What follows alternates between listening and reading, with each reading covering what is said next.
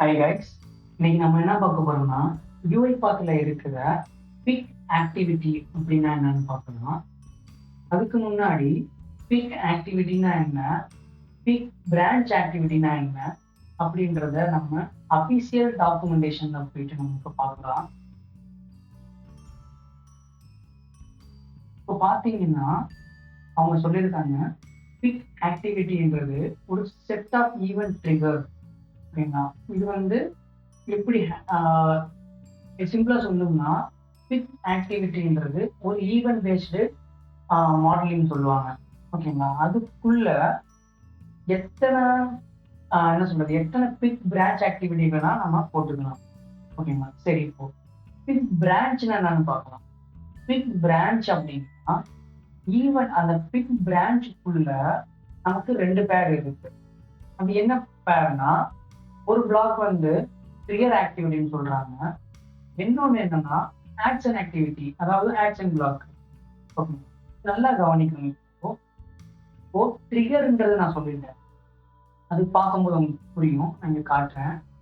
இப்போ ட்ரிகர்னு மேல இருக்கு, அதே போல இங்க இருக்கு பாருங்க, 2 யூஸ் பண்ணிக்கலாம். அதே போல ஆக்ஷன். இப்போ இப்போ பிக்கு நம்ம ரன் பண்ணிட்டேன், இப்போ போர்ட் ரன் பண்ணதுக்கு அப்புறம் ஃபர்ஸ்ட் இங்க பிக் ஹிட் ஆகுமா, நெக்ஸ்ட் இங்க இதுக்குள்ள வரும். இப்போ ரெண்டு இருக்கு. இப்போ எது ஃபர்ஸ்ட் நமக்கு செக் பண்ணணும் அப்படின்னு நமக்கு டவுட் வரும். ஓகேங்களா, இப்போ என்னன்னா ஒரு ரன் பண்ணதுக்கு அப்புறம் அட் அ டைம் சேம் டயத்துல ட்ரிகர் செக் பண்ணணும். இது பாருங்க போட்டுருப்பாங்க, at the execution time the triggers for all branches, 2 branch இருக்கு, all branches executed in parallel. ஓகேங்களா, இன் கேஸ் இப்போ 2 செக் பண்ணிடுச்சா, இப்போ எப்போ ஒரு ட்ரிகர் ரீச் பண்ணுதோ, மீன்ஸ் நமக்கு சாட்டிஸ்ஃபை ஆகுதோ, அப்போ என்ன பண்ணும்னா கரஸ்பாண்டிங் ஆக்ஷன் பிளாக் எக்ஸிக்யூட் ஆகும்.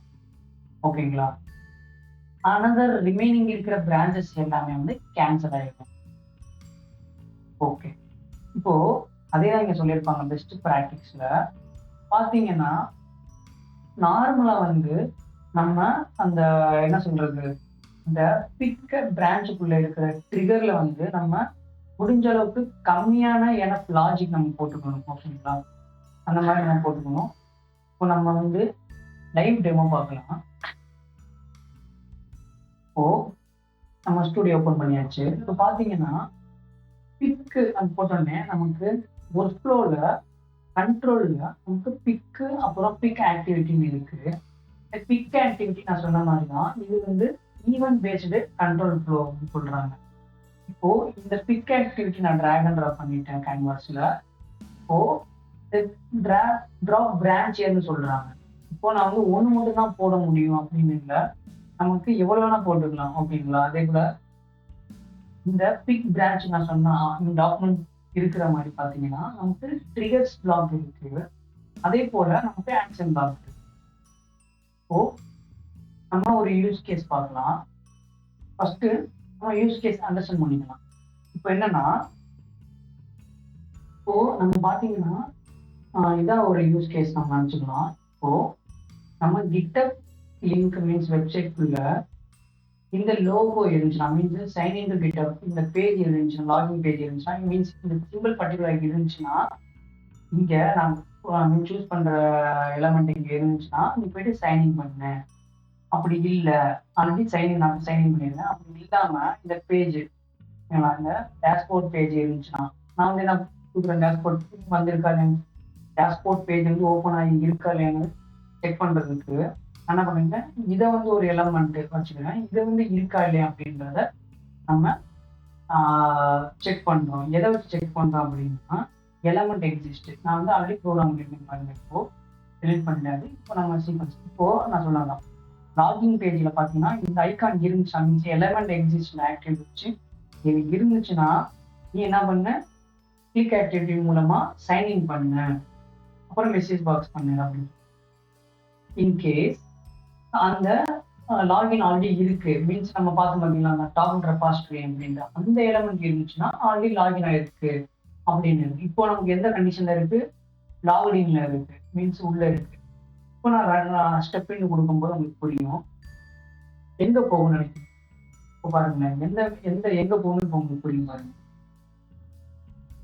நான் ஸ்டெப் இன் கொடுக்குறேன். இப்போ பார்த்தீங்கன்னா ஃபர்ஸ்ட் இங்க செக் பண்ணிருச்சு, நெக்ஸ்ட் இங்க செக் பண்ணிருச்சு, அப்புறம் இதுவும் வெளியே வந்துடும், இதுவும் வெளியே வந்துடும். அப்புறம் செக் பார்ப்போம் எங்க இருக்குன்னு பார்க்குது. இப்போ நமக்கு ஆல்ரெடி டாப் என்ன சொல்றது, டாப் ரெபாசிட்டரியில தான் இருக்கு. அதனால வந்து நமக்கு இந்த சைடு போயிருச்சு ஆக்ஷன் பிளாக்ல. ஓகேங்களா, இங்க வந்துருங்க. ஓகே, இன் கேஸ் நான் இப்போ வந்து என்ன பண்றேன், லாக் அவுட் பண்ணிட்டு உங்களுக்கு மறுபடியும் பாஸ் பண்றேன், மறுபடியும் லாக் அவுட் பண்ணிட்டு அந்த பேஜ் கொண்டு வந்து காட்டுறேங்க. ஓகே, இப்போ பாருங்க. ஓகே, இப்போ பார்த்தீங்கன்னா நம்ம லாகின் பேஜ்ல இருக்கும். இப்போ இந்த லோகோ இருக்கு. ஓகே தாங்க. இப்போ நான் என்ன பண்றேன், இப்போ மறுபடியும் ரன் பண்றேன். இப்போ எந்த பிரான்ச் போகுதுன்னு பாருங்க. இப்போ இங்க செக் பண்ணுது, மீன்ஸ் இந்த ட்ரிகர், அப்புறம் இந்த ட்ரிகர் ரெண்டுமே வந்து செக் பண்ணிட்டு வெளியே வந்துடும். வெளியே வந்துட்டு இப்போ செக் பண்ணணும் எந்த சைடு இருக்குன்னு பார்த்துட்டு எங்க போகுதுன்னா இந்த ஆக்ஷன் பிளாக் போயிருக்கு பாருங்க. அப்புறம் சைன் ஆயிருக்கு. இப்போ போயிட்டு கிளிக் ஆக்டி ஆக்ஷன் பிளாக்ல இருக்கிற கிளிக் ஆக்டிவிட்டி வந்து இப்போ ட்ரிகர் ஆகிட்டு மீன்ஸ் ஆக்ஷன் பண்ணிடுச்சு. அதே போல நெக்ஸ்ட் நம்ம அதுக்குள்ள கீழே என்ன போட்டிருக்கோம், மெசேஜ் ஆக்டிவிட்டி, அதுவும் போயிட்டு நமக்கு ரன் பண்ணிடும். ஓகேங்களா, இப்போ நான் சிம்பிளா வந்து ரன் பண்றேன் பாருங்களேன். இப்போ டீபக் பண்ணுறேன்.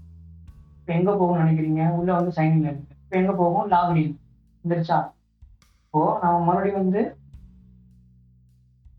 என்ன இருக்கு, நம்ம சைன்இன் பேஜ்ல வச்சிருக்கேன், லாகின் பேஜ்ல. இப்போ நான் வந்து ரன் பண்றேன். எங்க போகணும்னு நினைக்கிறீங்க பாருங்க. நான் இதுவே ஜஸ்ட் ரன் பண்ணி விட்டேன். இப்போ வந்து சைன்இன் ஆயிடுச்சு நமக்கு. அதே போல சைன்இன் டன் கூட வந்துச்சு. அவ்வளவுதாங்க. இந்த மாதிரி சினாரியோ நம்ம யூஸ் பண்ணிக்கலாம். அதே போல வந்து ஃபார் எக்ஸாம்பிள் வந்து ஒரு வெப்சைட் எடுத்துக்கிறீங்க, லாகின் பேஜுக்கு முன்னாடி மீன்ஸ் அந்த வெப்சைட் ஓப்பன் பண்ணும்போதே சில பாப்அப் இருக்கும். அந்த மாதிரி இருந்துச்சுன்னா நம்ம ஒரு ஆக்ஷன் பண்ணணும். சப்போஸ் அந்த மாதிரி பாப்அப் இல்லாம லாகின் ஃபார் எக்ஸாம்பிள் சிம்பிளா சொன்னா ஒரு அமேசான் எடுத்துக்கோங்க, இல்லைன்னா வந்து ரெட் பஸ் எடுத்துக்கோங்க, ஃப்ளிப்கார்ட் எது எடுக்கும்போது இப்போ ஃப்ளிப்கார்ட்ல பாத்தீங்கன்னா ஸ்டார்டிங்ல வந்து பாத்தீங்கன்னா லாகின் பாப்அப் வந்துருக்கும். சம்டைம் வந்து இல்லாம இருக்கும். நம்ம லாகின் கிளிக் பண்ணதுக்கு அப்புறம் அந்த பாப்அப் வரும். ஓகேங்களா, ஃபர்ஸ்ட் ஸ்னாரி என்ன வச்சுக்கலாம், அந்த பாப்அப் இருந்துச்சுன்னா டைரக்டா போயிட்டு யூசர் நேம் பாஸ்வேர்ட் கொடுத்து லாகின் பண்ணிக்கணும். இது ஒரு ஸ்னாரி. இல்லைன்னா லாகின் பண்ணதுக்கு அப்புறம் லாகின் பண்ணு, அப்போ பாப்அப் வரும். அந்த பாப்அப்ல போயிட்டு யூசர் நேம் பாஸ்வேர்ட் போடு. இது ரெண்டாவது ஸ்னாரி.